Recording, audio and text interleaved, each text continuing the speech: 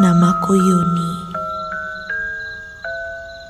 Saat ini aku tinggal di Bandung dan harus menyelesaikan tugas pendidikan di universitas swasta yang ada di Bandung. Awal tahun 2018, aku memutuskan untuk menyewa kamar kos untuk jadi tempat tinggalku. Tempat kos yang terletak di depan sebuah lapang yang cukup besar. Karena baru dan sendirian, aku sedikit kaku untuk memulai hidup jauh dengan orang tua. Beruntung, ibu kos di sana baik dan mengerti bahwa aku baru pertama kali untuk tinggal seperti ini di Bandung.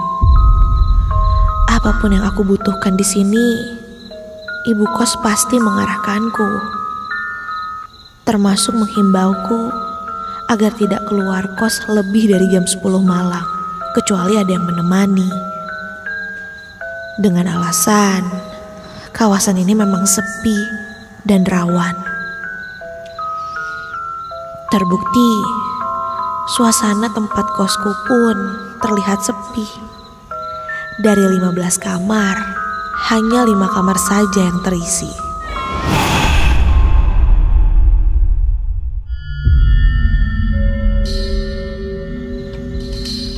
Singkat cerita, suatu malam aku disibukkan dengan tugas-tugas kuliah yang membuatku lupa waktu. Bahkan sampai aku lupa makan.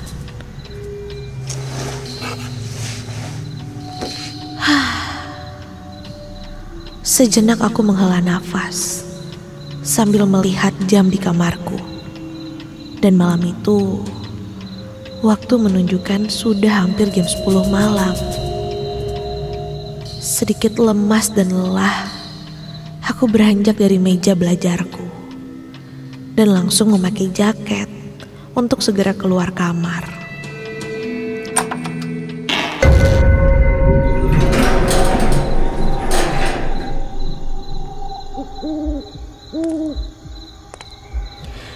Namun, baru saja beberapa langkah, tiba-tiba aku teringat dengan himbauan ibu kos bahwa aku tidak boleh keluar dari sekitar kosan ini lebih dari jam 10 malam, kecuali ada yang menemani. Sempat aku menghentikan langkahku dan sejenak terdiam untuk berpikir kembali, apakah aku harus kembali ke kamar atau melanjutkan keluar untuk mencari makanan. Karena aku kelelahan dan ingin merasakan udara segar juga, meskipun sudah malam. Akhirnya aku memutuskan untuk melanjutkan perjalananku. Lagian, aku hanya membeli makan, tak jauh dari kosanku juga. Karena biasanya di depan gang kompleks seperti ini, pasti ada yang berjualan. Namun, ketika aku berjalan menuju ke arah sana, benar saja apa kata ibu kos. Di daerah sini sepi, sunyi, bahkan sebuah lapang yang cukup luas, tak jauh dari kosanku pun, tidak ada penerangan sama sekali. Aku pun masih lanjut untuk berjalan. Kulihat ke sekitar, hanya aku sendirian saja yang berjalan. Sampai tiba-tiba aku mendengar sebuah suara yang datang dari sebelah kiriku. Dalam hatiku berkata, akhirnya aku tidak sendirian. Ada teman jalan juga. Namun, lama-kelamaan, suara itu terdengar sedikit aneh. Suaranya seperti seseorang yang sedang berjalan kaki. Namun kakinya diseret.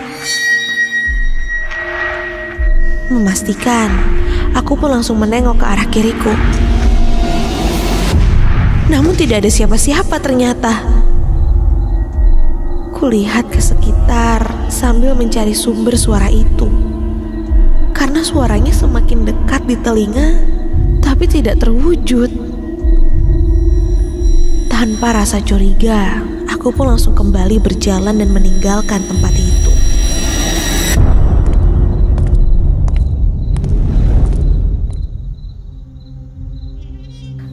Singkat cerita, akhirnya aku pun menemukan satu gerobak. Iya, itu gerobak penjual nasi goreng. Tanpa basa-basi, aku pun langsung memesan. Sambil memasak, penjual nasi goreng itu sempat menanyakan dari mana diriku. Karena aku terlihat asing di daerah ini. Aku pun langsung menjawabnya sambil sedikit berkenalan. Dan bilang bahwa aku anak kos baru di daerah sini. Kosan yang di dekat lapangan.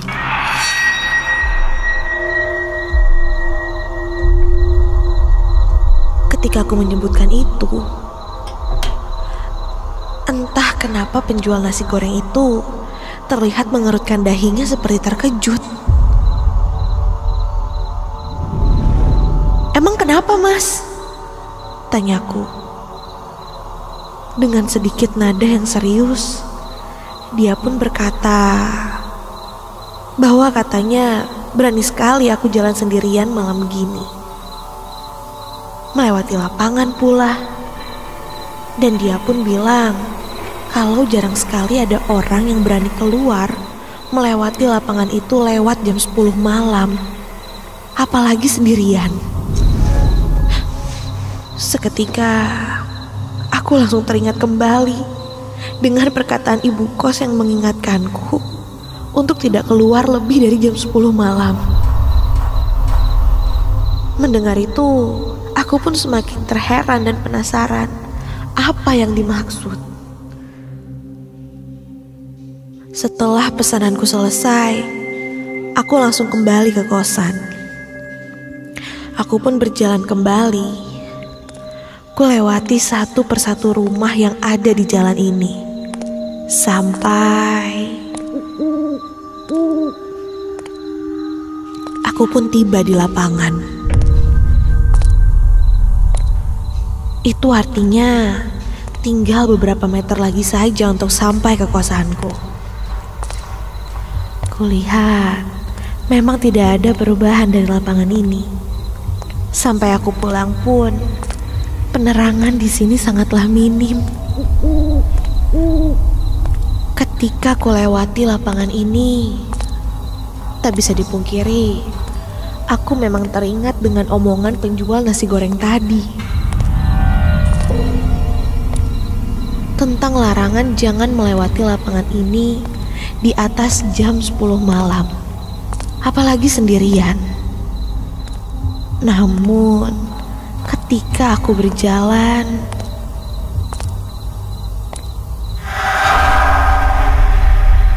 ternyata tidak ada apa-apa. Terbukti, akhirnya aku pun sudah sampai di depan gerbang kosan. Ku ambil kunci gembok di saku jaketku untuk membuka gerbang. Namun, ketika aku sedang fokus mencari kunci, samar aku mendengar kembali suara. Iya, ini suara seperti yang tadi ku dengar sebelumnya. Suara orang berjalan, namun seperti diseret. Suara itu terdengar dari arah kiri belakangku.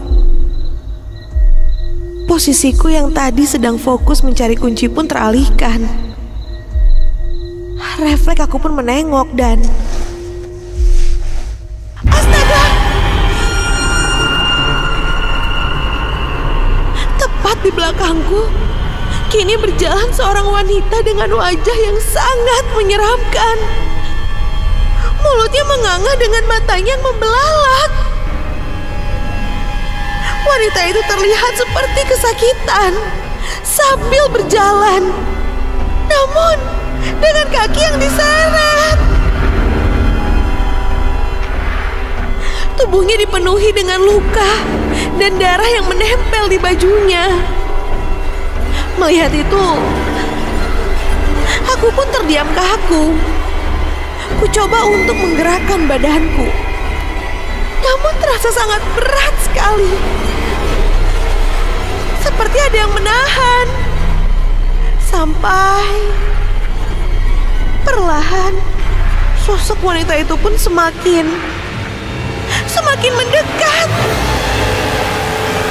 Dengan wajahnya yang menyeramkan, terus memandangiku.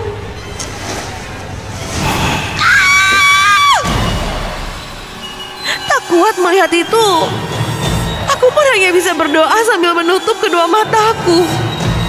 Sampai ada yang memegang pundakku.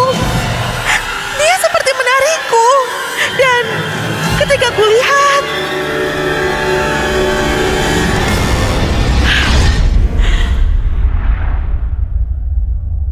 ternyata itu ibu kosan yang menarikku masuk dari dalam gerbang. Malam itu aku benar-benar panik. Ibu kos menenangkanku dan hanya tersenyum melihat ke arahku. Dan malah mengingatkanku kembali untuk mendengarkan ucapannya. Setelah cukup tenang, ibu kos pun akhirnya bercerita bahwa dia berkata seperti itu bukan tanpa sebab.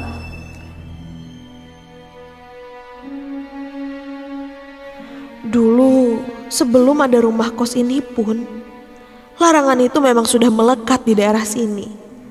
Kalau tidak, kejadian yang sama akan menimpaku kembali. Setelah kejadian itu, aku pun tidak berani lagi untuk keluar lewat jam 10 malam. Apalagi melewati lapangan itu sendirian.